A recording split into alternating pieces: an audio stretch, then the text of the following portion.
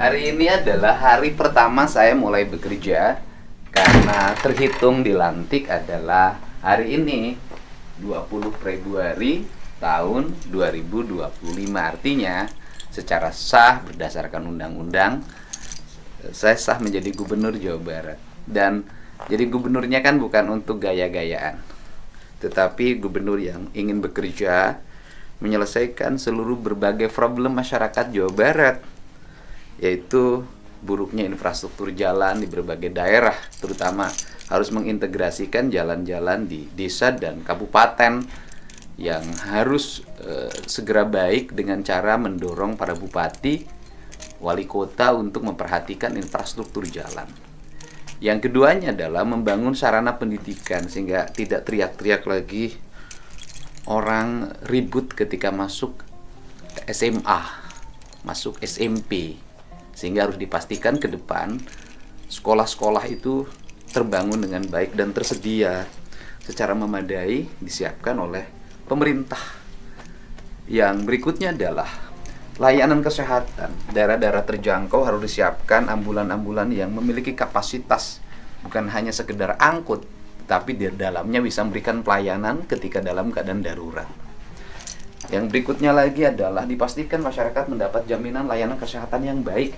Orang-orang miskin nggak usah pusing ketika berobat, BPJS-nya belum terbayar atau dia tidak terdaftar menjadi orang yang dilindungi kesehatannya oleh pemerintah.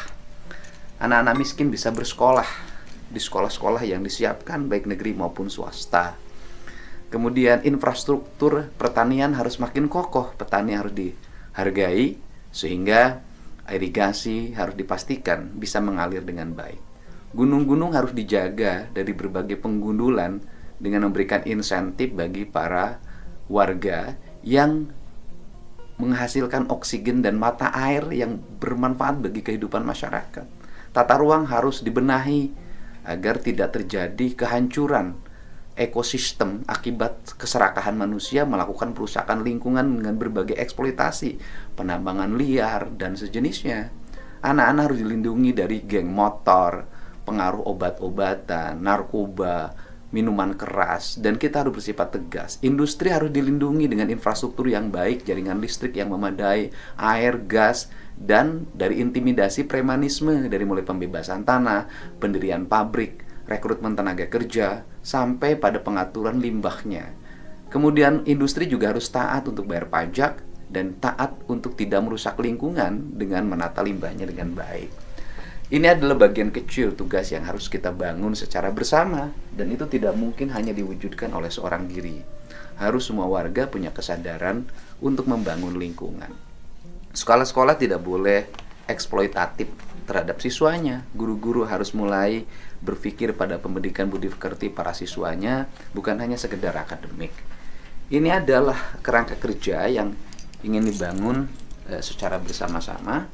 Dan waktu itu ada peristiwa di mana salah satu sekolah di Depok kelihatan ngotot dan bahkan pergi anak-anaknya untuk piknik ke Bali dengan menggunakan bis, nanti nginep dari satu tempat ke tempat lain. Ya, saya sih tahu bahwa itu sebelumnya sudah direncanakan, dan kita tidak akan fokus hanya pada itu, tetapi kita ingin melihat sekolah-sekolah itu transparan dalam pengelolaan keuangannya, akuntabilitasnya. Ada 2 sekolah yang saya kunjungi dan 3 sekolah sebenarnya, SMA 4 Karawang, SMA Negeri 7 Cirebon, dan dari berita SMA Negeri 6 Depok. Saya ingin coba untuk diaudit saja sekolah-sekolah tersebut. Sudah benar nggak sih pengelolaan keuangannya? Ada nggak sih pungutan-pungutan yang di luar ketentuan pemerintah? Ini saya ingin coba menghubungi sekretaris daerah, bagaimana langkah-langkah yang dibuat.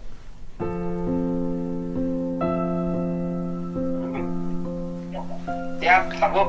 Pak Sekda, kan yang SMA Negeri 6 Depok itu merupakan salah satu yang akan menjadi sampel kita. Benarkah pengelolaan keuangan di sekolah itu? Kemudian apakah ada pungutan-pungutan yang tidak sesuai dengan ketentuan? Walaupun komite sekolahnya mengatakan bahwa Siap. Orang tuanya sangat mampu, bayar 3,4 juta ke Bali juga nggak ada masalah. Saya ingin lihat fakta di lapangannya. Pak Sekda sudah kirim ini nggak, auditor? Kemarin kami sudah kirimkan auditor untuk memotret secara umum, belum kedalaman, tapi sudah diidentifikasi pelanggaran-pelanggaran seperti yang malam dilaporkan, sudah dilaporkan oleh inspektorat, dan rencana setelah pemberhentian sementara, auditor akan dikirimkan kembali untuk melakukan pemeriksaan dengan tujuan tertentu, Pak Gung. Oh, jadi yang pertama auditornya sudah ke sana. Nah, ketika auditornya sudah ke sana, auditor menemukan apa? Yang pertama, pelanggaran terhadap surat edaran gubernur, tidak boleh keluar Jawa Barat. Oh, ada surat edarannya sebelumnya itu? Ada dari Pak Gubernur. Pada saat itu bulan Mei. Mei tahun 2024. Oh, Mei 2020. Waktu ada kejadian. Oh. Iya, waktu itu ada kejadian Yang di Subang, di Ciater, Ya. waktu itu di Depok, Ya, betul. mobil Betul. yang aksesorisnya palsu itu, Ya, kemudian remnya betul. blong, kemudian mengakibatkan Terus, siswa STM ya. meninggal. Ya, dan kami langsung membuat surat edaran ke Pak Gubernur ditandatangani tidak boleh keluar dari Jawa Barat. Pak PJ ya waktu itu ya, Pak PJ. Pak PJ Oh, sudah. jadi Pak PJ Kemudian membuat tanggal edaran, sebentar dulu. Pak Ya. PJ membuat edaran bahwa piknik itu tidak boleh keluar dari Jawa Barat. Ah. Betul nggak? Iya, keluar Jawa Barat, Mm-hmm. optimalkan destinasi yang ada di Jawa Barat dalam rangka edukasi siswa. Kemudian tanggal Februari, Mhm. ya, Kepala Dinas membuat surat edaran susulan menindaklanjuti menekankan surat edaran Pak PD 2 itu Oh, 4 Februari sudah ada surat edaran susulan. 14. Oh, 14 Februari. Susulan dari Kepala Dinas Pendidikan mengingatkan kembali ke kepala sekolah. Berarti 14 Februari itu kemarin. Ya, belum lama.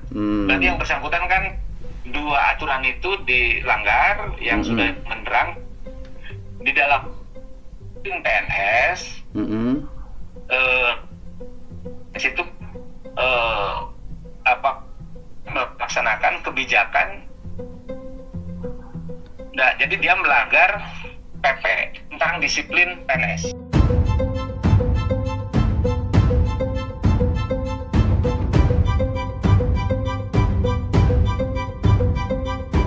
Oh ya, itu artinya mengabaikan surat edaran gubernur dan surat edaran kepala dinas pendidikan. Nah, itu dari sisi aspek wisata. Kalau dari sisi pengelolaan pendidikannya, ada nggak sih misalnya pungutan yang di luar ketentuan? Nah, ini yang belum didalami, itu yang rencana akan didalami dalam pengawasan dengan tujuan tertentu. Kita akan sampai ke sana belum. Oh, jadi bahwa Inspektorat Provinsi Jawa Barat akan memeriksa sekolah tersebut apakah ada pengelolaan keuangan yang bertentangan dengan prinsip-prinsip akuntabilitas, transparansi, dan ketentuan peraturan perundang-undangan. Salah satunya itu. Oke.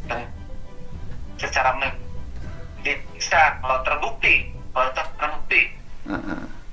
Nah, kemudian dalam proses pemeriksaan inspektorat ini kepala sekolahnya dinonaktifkan dulu sementara.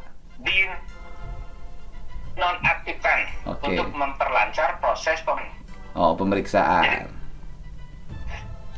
Dinonaktifkan dari tugas apabila nanti pemeriksaan. Jadi dinonaktifkan dulu sementara agar pemeriksaan mudah. Ya. Ya. Oh iya, iya. Dan ini juga pesan saya, nanti begitu saya besoklah di kantor, kita buatkan juga surat tugas ke inspektorat, ya kan, untuk memeriksa sekolah-sekolah yang dalam sorotan, terutama yang walaupun itu bukan kewenangan kita ya, terutama pengelolaan PIP, Pak, karena PIP ini dianggap bermasalah di dua.